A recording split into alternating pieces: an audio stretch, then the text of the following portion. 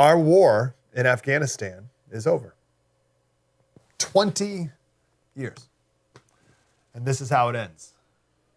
These videos here of planes taking off from the Kabul airport, full of people so desperate to get out, they're clinging to the side of it. You can see as the plane rides by here, people clinging to the side of the plane.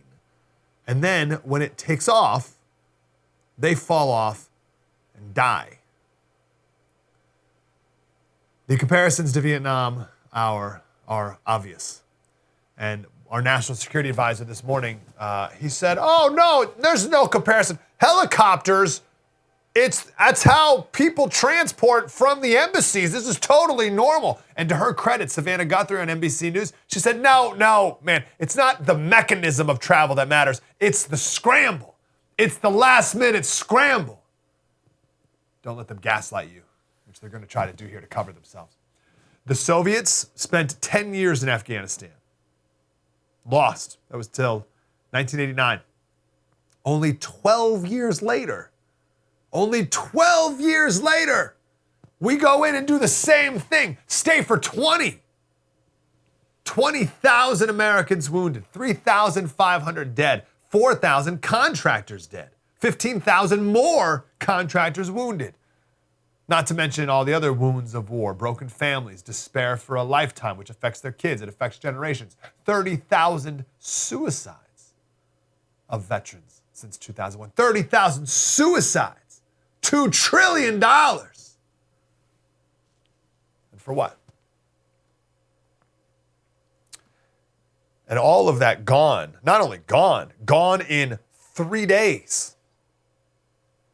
This is Biden back on July 8th of 2021, just a month ago. Here's Biden. The Taliban is not the North Vietnamese army. They're not remotely comparable in terms of capability. There's going to be no circumstance where you see people being lifted off the roof of a embassy of the United States from Afghanistan. It is not at all comparable. That's exactly what happened. There's so many clips from this press conference. Let's play another one here. Is a Taliban takeover of Afghanistan now inevitable? No, it is not. Because you have the Afghan troops have 300,000 well-equipped as any army in the world, and an air force against something like 75,000 Taliban. It is not inevitable. As if well-equipped is all it takes. A couple days ago, we were told that Kabul may fall, the capital of Afghanistan, may fall in 90 days. 3 days later, the capital was under Taliban control.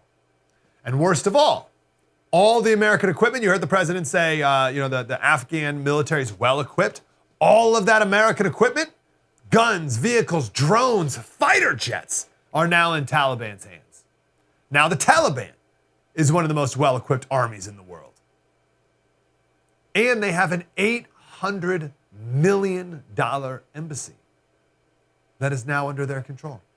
$800 million embassy. 20 years in Afghanistan, and we gave the Taliban an $800 million embassy for their trouble. And by the speed of their takeover, you'd think we spent the last 20 years training the Taliban fighters. What we do know is this withdrawal couldn't have been worse or more embarrassing than what it was.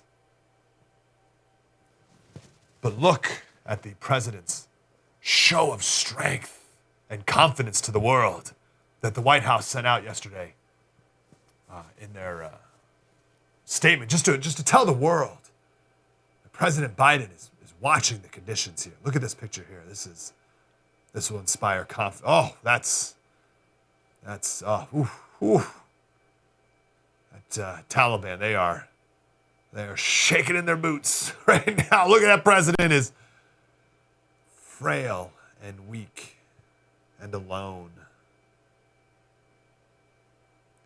By the way, that picture may not even be from yesterday.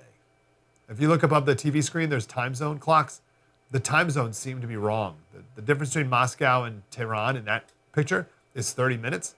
But because the time zone changes, it's now 90 minutes apart. So we don't even know when that picture was taken. I'll let that sit until we get more details on that. But look how weak that looked. Look how weak that is.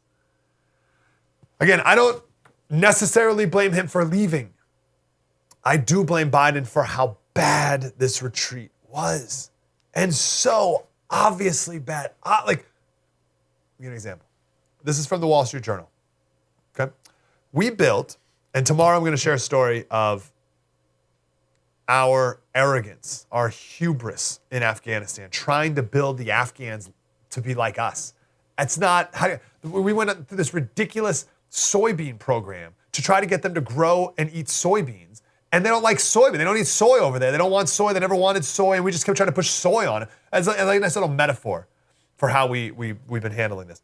But here's a more important example. We built the Afghan military to look just like ours. Our military relies almost entirely on air support. So we built the Afghan military to rely on air support. Well, apparently, we pulled all of our air support, so we left the Afghan military with no way to do anything. We left them with no way to fight. So who knows, even if we did it, would they fight? Are they able to fight? I don't know. But we didn't even give them a chance. Here's the Wall Street Journal. In the wake of President Biden's withdrawal decision, the U.S. pulled its air support, intelligence, and contractors servicing Afghanistan's planes and helicopters. This meant that the Afghan military simply could not operate anymore. What the?